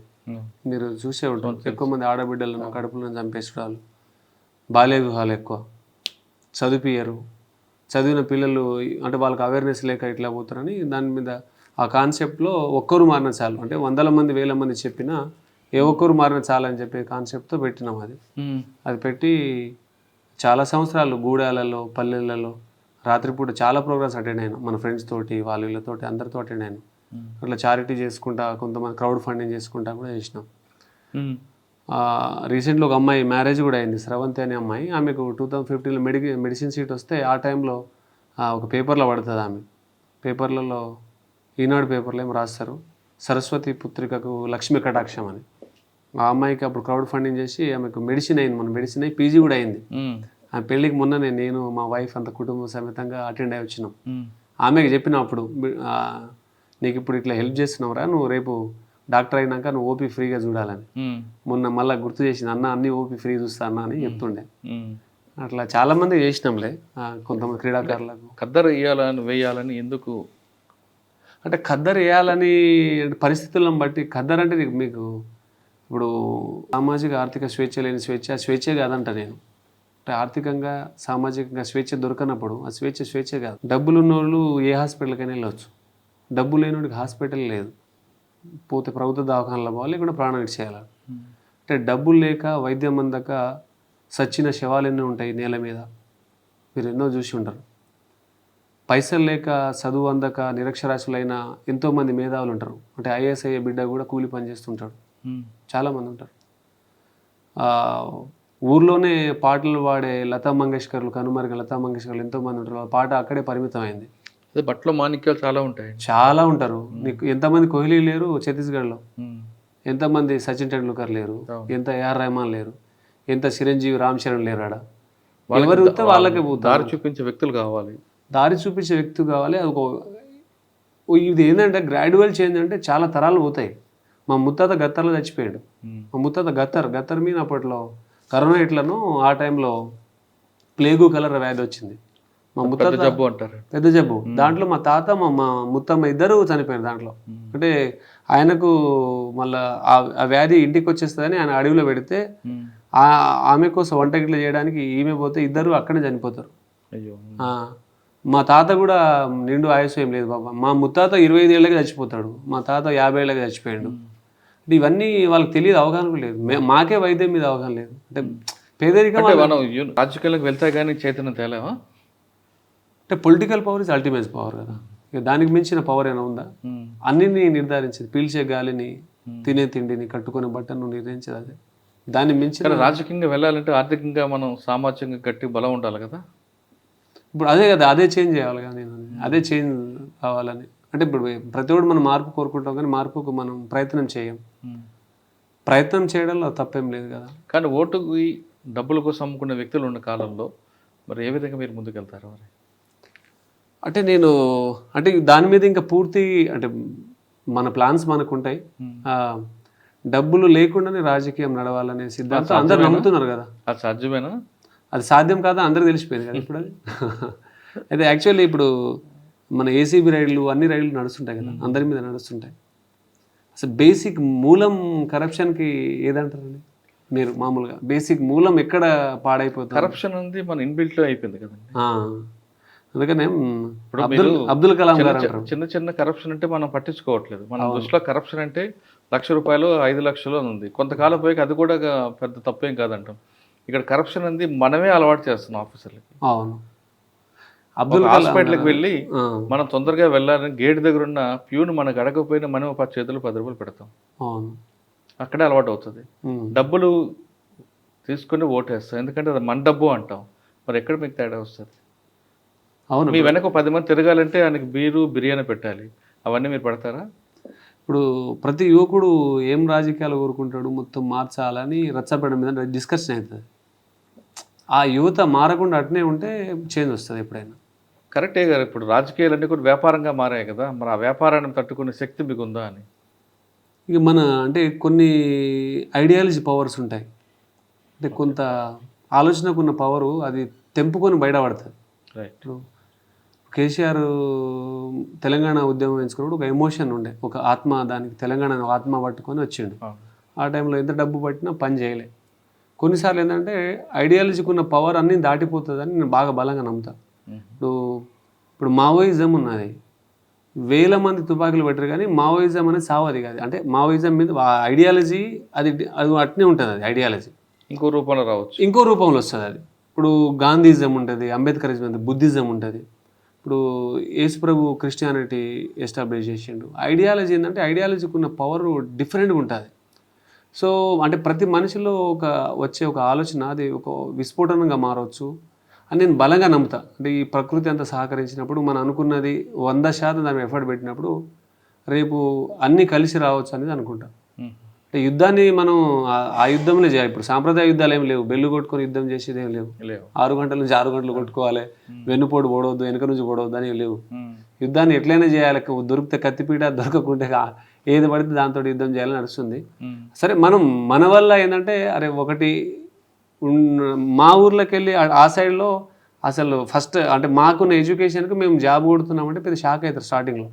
అరే వీడికి కూడా వచ్చిందా అట్లా చూస్తారు అన్నట్టు. ఎందుకంటే మాకు ఎడ్యుకేషన్లో ఒక 237 మంది మేము 10th క్లాస్లో ఉంటే ఒక 30 మెంబర్స్ పాస్ అయినారు. మోర్ దెన్ 200 ఫెయిల్ అయినాం మేము. నేను అట్లా 10th ఫెయిల్ అయినా, ఇంటర్మీడియట్ ఫెయిల్ అయినాను. కానీ ఇప్పుడు మీరు ఎంచుకున్న నియోజకవర్గం నుంచి మీలాంటి ఆఫీసర్లు చాలామంది దాని మీద ఫోకస్ పెట్టారు. ఆ పోటీలో కూడా మీరు నిలబడగలరా? ఇక చూడాలి. ఇక మనం అంటే ఇప్పుడు కాశీరామ్ ఎక్కడి నుంచో మొదలు పెట్టిన జర్నీ ఇక్కడ దాకా వస్తే నేనే నమ్మలే. ఇక్కడ దాకా వచ్చినా కదా, ఇంకెక్కడ దాకా పోతున్నామో నాకు కూడా తెలియదు. అంటే పాజిటివ్ థాట్స్ తోటే ఉన్నా. వస్తే ఒకటి ఉంటుంది, లేదంటే ఒక సామాజిక రాజకీయ కొత్త విప్లవాన్ని సృష్టిస్తాం. వరంగల్ తర్వాత ఎక్కడికి వచ్చారు? వరంగల్ తర్వాత వరంగల్లోనే ఎక్కువ లాంగ్. సిటీస్లో ఒక 1 year, పీటీస్లో ఒక 8 years, ఈడ వచ్చి 6 months. ఈడ 6 months నుంచి ఈడ చేస్తున్నా. ఓకే. ఇక్కడే ఉండండి ఆపరేషన్స్? ఈడ ఆపరేషన్స్ ఇక ఆల్మోస్ట్ ఇక అంటే విప్లవం చివరి దశకి చేరింది. కంప్లీట్ మార్చి 31st అమిత్ షా గారు ఇచ్చిన స్టేట్మెంట్ ప్రకారం వాళ్ళు చాలామంది లొంగిపోవడాలు ఇవన్నీ అయిపోయినది. అంటే ఒక విధంగా మంచి పరిణామం. ఇప్పుడు అంటే ఆ పల్లెలు కూడా అభివృద్ధి పదాలు నడుస్తుంది, కొంత ఆ పిల్లలు కూడా ఎడ్యుకేషన్ అందుతుంది. అంటే వాళ్ళు ఎంచుకున్న సిస్టమ్ ఎప్పుడు మనం మంచిది అనుకోవచ్చు. అంటే అక్కడ కూడా ఐఐటీలు, ఆడ నుంచి నీట్ ర్యాంకులు, అక్కడ నుంచి కూడా ఐఏఎస్ ఆఫీసర్లు పుట్టుంటే బాగుండు. కానీ ఏడైతే విప్లవం బాగా నక్సలిజం ప్రబలుతుందో అక్కడ ప్యానిక్ ఉంటుంది, భయం ఉంటుంది, యువతలో ఒక భయం ఉంటుంది, ఒక ఆందోళన ఉంటుంది. వాళ్ళు ఏ పోలీసులతో మాట్లాడినా ఇన్ఫార్మర్ లెక్క ఫీల్ అయిపోయి చంపేసిన దాఖలాలు మస్తున్నాయి. 2013లో 9 మర్డర్లు అవుతుంది. చెర్ల, వెంకటాపురం, వాజేడు ఏరియాలో 9 మంది అమాయకులను చంపేస్తారు. ఎందుకంటే వాళ్ళు జస్ట్ పోలీసు వాళ్ళు మనం దారి ఇప్పుడు మనం పోతుంటే ఒక పిల్లగాని ఆపి మనం ఏమైనా మాట్లాడినాం అనుకో సస్పెక్ట్ చేస్తారు. వాళ్ళు సస్పెక్ట్ చేసి అరే రేపు ఏమైనా మూమెంట్ ఈయన చెప్తాడేమోనని ముందే వాళ్ళను చంపడాలు జరుగుతాయి. అది అలాంటి ఏమైనా సిచ్యువేషన్ వస్తే మనం ఎవరైనా పట్టుకొస్తే ఊర్లోకి వెళ్ళి వాళ్ళు అరెస్ట్ చూపించి జైలుకి పంపితే అప్పుడు కొద్దిగా సాటిస్ఫై అయ్యేది. వాళ్ళు జైలుకి పోయిందంటే వీడు కొద్దిగా జెన్యునే కదా అని అట్లా అనుకునేది. సరే, 6 నెలల్లో భూపాలపల్లిలో మీరు చేసిన వర్క్ ఏంటి? 6 నెలల్లో ఇప్పుడు ఈడ వర్క్ పెద్దగా ఏం లేదు, ఆపరేషన్స్ మీద తక్కువ ఉన్నది. Experience point of view almost ఈడ తక్కువ ఏరియా, ఈ ఏరియాలో మూమెంట్ తక్కువ. రీసెంట్లీ మూమెంట్ అంతా కూడా అటే ఉండే. ఇప్పుడు కమిటీ కూడా అంతా ఛత్తీస్గఢ్లో ఉండి అటు నుంచి మూమెంట్ చేయడాలి. కంప్లీట్ మావోయిస్టులకు అడ్డా కానీ ఛత్తీస్గఢ్ మారిపోయింది. కర్రెగుట్టలు ఆ ప్రాంతాన్ని పువర్తిని బేస్ చేసుకొని వాళ్ళ యాక్టివిటీస్ అంతా నడిచింది. ఇక్కడ నుంచి ఏమున్నా కూడా మనం ఈ నుంచి ఫోర్స్ పంపడం వాటి మీదనే ఉంటుంది, ఆపరేషన్కు హెల్ప్ చేయడం తప్ప ఈడ ఆపరేషన్స్ ఏం లేవు. ఫిట్నెస్ ఉండిపోయింది అంటే ఎందుకు అంత ప్రయారిటీ అండి? ఫిట్నెస్ ప్రయారిటీ ఇవ్వాల్సిందే. ఫిట్నెస్ అంటే నేను అనుకుంటా రోజుకి ఎన్ని గంటలు దానికి కేటాయిస్తారు? అయితే నేను అనుకుంటున్నా జెనెటికల్ ఒకటి ఉండొచ్చు. అంటే ఫిట్నెస్ అందరు కష్టపడతారు, మనకంటే ఎక్కువ కష్టపడే వాళ్ళు ఉంటారు, కానీ వాళ్ళ బాడీ సహకరించదు. ఒకటి మా డైట్ మెయిన్ పేదరికమే నన్ను ఇట్లా తయారు చేసిన అనిపిస్తుంది. అంటే నేను చాలా స్పీచ్లో కూడా చెప్పిన నేను, అంటే ఇంట్లో ఎట్లుంటుందంటే ఒక గ్లాసు వండితే 5గురు పంపకాలు జరుగుతుంది, పంచుకొని తినాలి. ఒకవేళ మన ఆదమర్చి నువ్వు ఎక్కువ తిన్నా కూడా కొట్టిన సందర్భాలు చాలా ఉంటాయి. మా అక్క కొట్టింది, అమ్మ కొట్టింది నాకు, నువ్వు ఎక్కువ తినేసినవరా అని, రోజంతా ఆడి ఆడి మనం ఎక్కువ తినేస్తామని. అంటే పేదరికము నిన్ను అన్నం కూడా సంపూర్తిగా తిననీయదు. ఇలాంటి సందర్భాలు ఉంటాయి. అది కొంత వర్క్ అయ్యింది ఒకటి. రెండోది మా తండాలలో ఏముంటుందంటే బియ్యం తక్కువ. అప్పట్లో వరి పండించడం ఉన్నది కొద్ది పొలాలు ఉంటాయి, పోడు భూమి అంతా లేకుండే. అప్పుడు ఏంటంటే వీటికి వాటర్ సోర్సెస్ లేవు, అంటే బావులు ఉంటాయి, బావులో కూడా మోటార్లు ఉండవు. ఎవడు పైసలు ఉన్నాడు ఇంజన్ పెట్టుకుంటాడు, ఇంజన్ ఉండేది. ఇక లేనోళ్ళేమో 2 ఎద్దులను కట్టి మోటా ఐడియా ఉందా, మోటా బాయ్ గిరక, అవును ముందుకు అది నడుస్తుంది. దాంతో ఎంత పండుతుంది, 10 గుంటలో 15 గుంటలో ఉంటుంది. అప్పుడంతా జొన్నలు వేసుకునేది. జొన్న సజ్జ ప్రధానమైన పంటలు ట్రైబల్కి. నువ్వులు, జొన్న సజ్జ, పెసర వేసుకుంటారు. దీంట్లో జొన్న సజ్జ మెయిన్. అయితే ఇవన్నీ కూడా ట్రైబల్ వీళ్ళ దాంట్లో ఇదే ఫుడ్ మాకు. అయితే తర్వాత వరి వచ్చినాక 95, 96 నుంచి కొద్దిగా వరి కొద్దిగా ఎక్కువైంది. కొద్దిగా వాటర్ సోర్సెస్ వచ్చినాయి, మోటార్లు వచ్చినాయి. ఐటీడీ నుంచి మోటార్లు పెట్టడం, అవి పెట్టిన తర్వాత ఇవి మార్నింగ్ ఆఫ్టర్నూన్ లంచ్ చేస్తే నైట్ అంతా మళ్ళీ జొన్న రొట్టెలే. ప్రతి ట్రైబల్ ఇంట్లో జొన్న రొట్టె ఉంటుంది. ఇప్పుడు మా ఇంట్లో కూడా అదే, అన్నం కన్నా జొన్న రొట్టె మంచిది. ఇప్పుడు కూడా మా అదే. కానీ మాకు తెలిసిన తర్వాత ఇదే మంచిది అని తెలిసింది. మేమేమో తెలవక తిండి లేక తిప్పల పడి అవే తిన్నాం. తర్వాత తెలిసింది అంటే ఇదే మంచిదని తెలిసింది. అది ఎక్కువైందంటే కొన్ని ఇయర్స్ టుగెదర్ అదే తిండి తిన్నాం కదా, ఎక్కువ రోజులు అవే తిన్నాం కాబట్టి జీన్స్లో ఫ్యాట్ రాకపోయి ఉండొచ్చు. అదే డైట్ని మేము ఇప్పుడు కూడా కంటిన్యూ చేయడం, వర్కౌట్ చేసుకోవడం.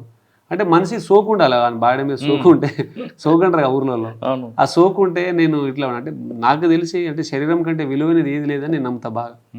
అంటే ఒక మనిషి డూప్లెక్స్ హౌస్ కట్టుకోవడం బాగా ఇష్టం, ఒకటి బెంచ్ కార్ కొనుక్కోవడం వానికి ఇష్టం, పెద్ద పెద్ద మంచి బట్టలు కొనుక్కోవడం, బ్రాండెడ్ ఇది కొనుక్కోవడం ఒకరికి ఇష్టం. అయితే నేనేమనుకుంటా అంటే ఇవన్నీ ధరించేది మనిషే కదా, వీడు ఫస్ట్ కరెక్ట్ ఉండాలి కదా. ఇది డూప్లెక్స్లో నువ్వు ఉన్నా కూడా ఒక 100 కిలోలు దాటిపోయి నీ ఆరోగ్యం బాగలేక క్యాన్సర్తో బాధపడుతూ, లేదంటే నువ్వు ఒబెసిటీతో బాధపడు, దాంట్లో కూర్చొని ఆస్వాదించలేవు కదా నువ్వు. అంటే ఫస్ట్ నీలో నువ్వు ఉంటావు, ఫస్ట్ నీలో నువ్వు ఉంటావు, నీ సోల్, నీ హార్ట్, నువ్వు ఉండేది నీలో. కాబట్టి నీ బాడీని పర్ఫెక్ట్గా ఉంచుకుంటే నీకు పర్ఫెక్ట్ ఆలోచన వస్తుంది, సొసైటీ కూడా ఎక్కువ యూజ్ఫుల్ అవుతావు, ఈ ఫిట్నెస్ కూడా ఎక్కువ అవుతుంది అని. అందుకని దానికి ఎక్కువ చెప్తుంటాను. గోరెటెం కన్నా పాట ఒకటి ఉంటుంది, నేను చాలా సినిమాలు ఆ పాట కూడా చెప్తుంటాను నేను. ఏం పాట? 99, 2000 ఆ టైంలో ఆ పాట వచ్చింది. అది రేలా రేలా ఆ టైంలోనే ఊర్లలో ఇదే భూవలేక ఎట్లయితారు అనేది. 30 ఏళ్ళు నిండనే లేదు, ముఖం మీద ముడతలున్నాయి, 40 ఏళ్ళు దాటనే లేదు, నుసిటి పైన గీతలున్నాయి, అదృష్ట రేఖాలంటారా, బుద్ధి జీవుల్లారా, ఆకలికొచ్చిన గీతలు అవిరా అంటాడు ఆయన. అంటే ఆకలితో వచ్చిన గీతలను కూడా అమాయకులు వీళ్ళు అదృష్ట గీతలు అనుకుంటారు, అంతటి అమాయకులు వీళ్ళు పేదవాళ్ళని దాన్ని పాట రాసిన ఆయన. మీరు ఊర్లలో చూస్తే అంతే కదా, 34 ఏళ్ళకే ముఖం మీద ముడతలు వచ్చేస్తాయి, ఆకలికి వచ్చేస్తాయి అవి. కానీ వాళ్ళకి ఆకలి తెలియదు, అదృష్ట గీతలు బిడ్డ అంటారు వాళ్ళు. అమ్మాయి ఏమంటది వాళ్ళను, అదృష్ట గీత వచ్చిందిరా నీకు అంటారు వాళ్ళు. సో పేదరికము మన ముఖాన్ని మనం చాలామంది చూస్తే అదే అనిపిస్తుంది, అస్థి పంజరాలే కనబడతారు. నీకు ఇంకా ఛత్తీస్గఢ్లో పోతే టవల్స్ కట్టుకొని ఉంటారు ఆడబిడ్డలు, చిన్న చిన్న పిల్లల పెళ్ళిళ్ళు అయిపోతాయి, వాళ్ళకి ఆహారం ఉండదు, పౌష్టికాహారాలు పడుతూ పిల్లలు కూడా చిన్న చిన్నగా ఉంటారు. మీకు ఫిట్నెస్ చూసి మీకు చిన్నప్పుడు మీ క్లాస్మేట్స్ అందరూ కూడా పోలీస్ అవుతారా అని మీకు రెచ్చగొట్టారు కదా? అవును, మామూలుగా హైట్ ఉంటావు కదా మంచి మజిల్స్ అని. ఇప్పుడు అదే హైట్ అదే మజిల్స్ ఉన్న తర్వాత సినిమా హీరో అవుతా అని రెచ్చగొడితే, సినిమా హీరో అయితే రెచ్చగొట్టరు నాకు అంటే తీస్తారా, వెళ్తారా? సినిమాల మీద నడిచిన కథలు చాలా కథలు విన్నా నేను, 20 కథలకి విన్నా నేను. కాకపోతే దాన్ని తెలుసు, దాని పాలిటిక్స్ తెలుసు నాకు. ఇప్పుడు మీరు రాజకీయ పాలిటిక్స్ సినిమాలు కూడా తెలుసు నాకు, అది దాన్ని చాలా బాగా తెలుసు, దాని డీప్ పాలిటిక్స్ తెలుసు. మా మిత్రుడు భీమ్ శిశురులో కూడా నా ఫ్రెండ్ మ్యూజిక్ డైరెక్టర్ గారు, మిఠపల్లి సురేందర్ గారు, కాసర్ల శ్యామ్ గారు, సురేష్ బొబ్బిలి. సినిమాలో ట్రై చేయలేదా? సినిమాలో కథలు విన్నాం.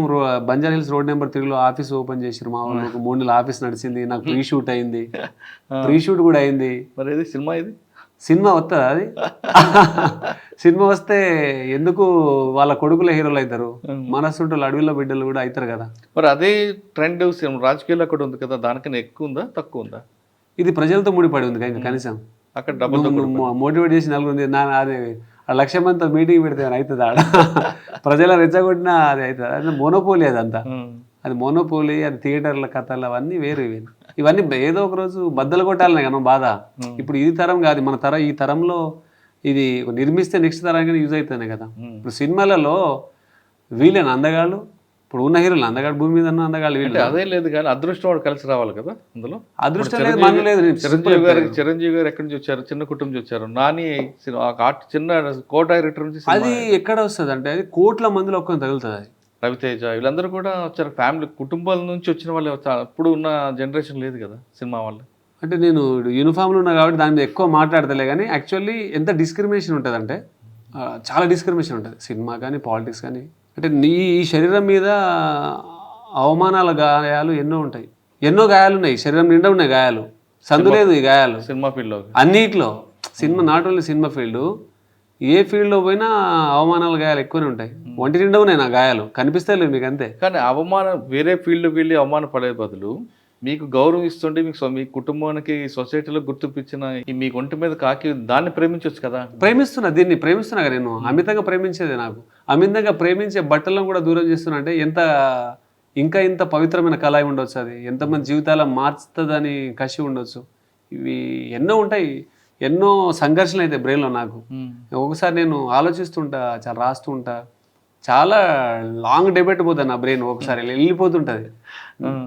ఏమైనా డెసిషన్ ఇట్లా అంటే మా అమ్మ నాన్న బాధపడతారు, ఏడుస్తారు. అరే మనం ఒక ఏం లేని కుటుంబం నుంచి వచ్చిన బిడ్డ, కాస్త కూస్తో నువ్వు బయటికి వెళ్ళినావు, నువ్వేమైనా చూస్తావంటే నువ్వు ఇట్లా తయారైనావు అని బాధపడుతున్నారు. ఇప్పుడు నుంచి కాదు, నేను స్టూడెంట్ లైఫ్ నుంచి మా అమ్మ అట్నే ఉంటుంది.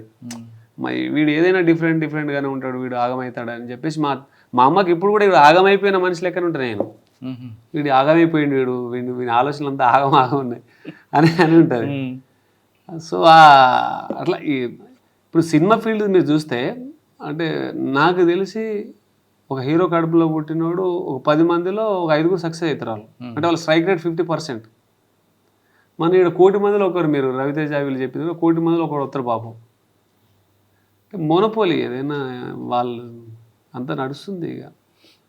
సార్ ఫైనల్గా చెప్పండి, మీ గోల్ ఏంటి? యూనిఫామ్లో ఉండి సక్సెస్ అయ్యి మంచి పేరు తెచ్చుకోవాలన్నా, లేదు మీరు అనుకున్న రాజకీయ సినీ రంగాల్లోకి వెళ్ళి సాధించాలన్నా? అయితే నా వేలో నేను పోతున్నా, నా శక్తి ఏందో నాకు తెలుసు కదా. అంటే మనం ఎంతవరకు బ్యాటింగ్ చేయగలుగుతామో తెలుసు, అంతకు మించి బ్యాటింగ్ చేస్తే వికెట్ ఎగిరిపోతుంది మనం. కాబట్టి దాన్ని చూసి చేసుకుంటా పోతున్నా. అంటే మోస్ట్లీ ఏది చేసినా కూడా ఒక న్యూ పాత్ని క్రియేట్ చేయాలి అప్కమింగ్ జనరేషన్కు. మళ్ళీ మనం పుట్టాం ఈ నేల మీద అంటే ఒక మనిషి ఆలోచన వేరుగా ఉంటుంది. ఒక మనిషికి ఉన్న ఆలోచన ఒకరికి ఉండదు కదా. అంటే అలిశెట్టి ప్రభాకర్ గారు అంటారు, ప్రతి హృదయానికి ఒక మనిషి ఉంటాడు, కానీ ప్రతి మనిషికి ఒక హృదయం ఉండదే, అదే నా బాధ అంటాడు ఆయన. ఇది మనం తెలిసిన వాళ్ళం కదా, ఈ కన్సర్న్ తెలిసిన వాళ్ళు, దీని మీద పట్ల అవగాహన ఉన్న వాళ్ళం మనం. సో ఏమైనా మనమే క్రియేట్ చేయాలి అనేది మనం నమ్ముతున్నాం అన్నట్టు. రేపు ఇంకొకరి మీద భారం వేసి ఆయన చేస్తే నేను పోతుండే అని అట్లాంటి ఆలోచన లేదు నాకు. మన వల్ల ఎంత అవుతుందో, మన ఎఫర్ట్ ఎంత పెడితే ఎంతవరకు పోతుందో అంతవరకు చేద్దామని నడుస్తుంది. సినిమా ఫీల్డ్లో కూడా అవకాశం, స్టోరీలు వినిపిస్తారు, ప్రొడక్షన్లు ఉండదు. మెయిన్గా మీకు తెలిసి ఉంటుంది, ఒక సినిమా తీయాలన్నా 5-6 కోట్లు 10 కోట్లు అవుతుంది, ఒక 3-4 కోట్లైనా అవుతుంది. ప్రతిడు కథ పట్టుకొని వస్తారు, మంచిగా ఉన్నారు సార్ మీరు వస్తారు, కథ ఓకే, నేను ఓకే, ప్రొడ్యూసర్ ఎన్ని అంట, మీరు చూడరు సార్ అంట. నేను ప్రొడ్యూసర్ చూసే పరిస్థితులు నేను ఉన్నానా? నేను అంటే ఎవరినైనా చెప్తాం మనం పెద్ద స్కూల్లో చదువుకున్నాం, పాఠశాల చదువుకున్న అందరూ కూడా ట్రాక్టర్ డ్రైవర్లు, మా వాళ్ళు లారీ డ్రైవర్లు, మా ఫ్రెండ్స్ ఎవరు ఉంటారు, పాన్ డబ్బా నడిపేటోడు, ఆటో డ్రైవరు, సుతారి పని చేసేటోడు నా ఫ్రెండ్స్, నా సర్కిల్ అది. నేను పెద్ద స్కూల్లో చదువుకున్నా, మా వాడు యూఎస్లో ఉన్నాడు, ఎన్ఆర్ఐ లేవుగా మాకు. సరే మాకు తెలియదు, రాష్ట్రం తప్ప వేరే రాష్ట్రాలు తెలియదు. అటువంటి గోల్ ఉన్న ఆఫీసర్ అందరూ కూడా కొంతమంది దారి తప్పుతుంటారు. మీరు ఆ విధంగా దారి తప్పడానికి ప్రయత్నిస్తారా? అంటే నేను దారి అంటే రాంగ్ ట్రాక్లో వెళ్ళిపోతారని. రాంగ్ ట్రాక్లో అయితే వెళ్ళను, నేను ఫుల్ కాన్షియస్లో ఉంటాను. నేను 100% రాంగ్ ట్రాక్లో వెళ్ళను. చేస్తే డబ్బులు సంపాదించాలని వేరే మార్గాల్లో వెళ్తుంటారు. అట్లా ఛాన్సే లేదు అసలు. నేను ఆ ఛాన్స్ ఇయ్యను. ఎందుకంటే మనల్ని చూసి యాక్చువల్ మనం అనుకుంటా, ఒక్కరు చదివి నేనైతే చాలరా అనుకునేటోళ్ళం. మనల్ని చూసి 100 మంది పిల్లలు ఇన్స్పైర్ అవుతుంటే మనం ఏ నెగిటివ్ వాళ్ళకి ఇవ్వద్దు అనేది నా బాధ. మనం ఏమి ఇచ్చినా ఈ సొసైటీకి పాజిటివ్ ఇస్తాం, పాజిటివ్ ఇంపాక్ట్ని ఇస్తాం తప్ప అసలు నెవర్ నెగిటివ్ ఇయ్యను. నేను యాక్చువల్లీ ఇయ్యను. మనం ఏడ ఉన్నా కూడా మనకి పాజిటివ్ ఇంపాక్ట్ని ఇస్తాను 100%. ఏ హోదాలో ఉన్నా, ఎట్లు ఉన్నా దాంట్లో బెస్ట్గానే ఉండాలనుకుంటున్నాను. నేను ఆ ఫీలింగ్లోనే ఉంటా. సో అదే ఉంటుంది, 360 డిగ్రీలో ఆ పాజిటివ్ వైబ్సే ఉంటుంది. తన వ్యక్తిగత గోల్ వేరేగా ఉన్న పోలీస్ యూనిఫామ్ ఇమేజ్ మాత్రం ఇటువంటి పరిస్థితుల్లో తగ్గకుండా పనిచేస్తానంటున్నారు కాశీరామ్. యూనిఫామ్ నాకు గౌరవం ఇచ్చింది, నా కుటుంబానికి ఒక అన్నం పెడుతుంది కాబట్టి దాని ఇమేజ్ ఎక్కడ తగ్గించను, కానీ నా గోల్ మాత్రం రీచ్ అవుతా, అది కూడా పాజిటివ్ వేలో వెళ్తా. నన్ను చూసి 10 మంది పోలీస్ డిపార్ట్మెంట్ రావాలి, నేను ఎక్కడ పనిచేసినా ఆ డిపార్ట్మెంట్ రావాలి తప్ప నన్ను చూసి చీ కొట్టకుండా నా తల్లిదండ్రులకి, నా కుటుంబానికి మంచి పేరు ఇచ్చేలా పనిచేస్తానంటున్నారు కాశీరామ్. ఇది వారం కాశీరామ్ గారు సెక్షువల్ ఇంటర్వ్యూ. వచ్చే వారం మరో గెస్ట్తో మళ్ళీ కలుద్దాం. అంతవరకు నమస్తే, థ్యాంక్ యూ అండి, ఆల్ ది బెస్ట్. నమస్తే సార్, థ్యాంక్ యూ.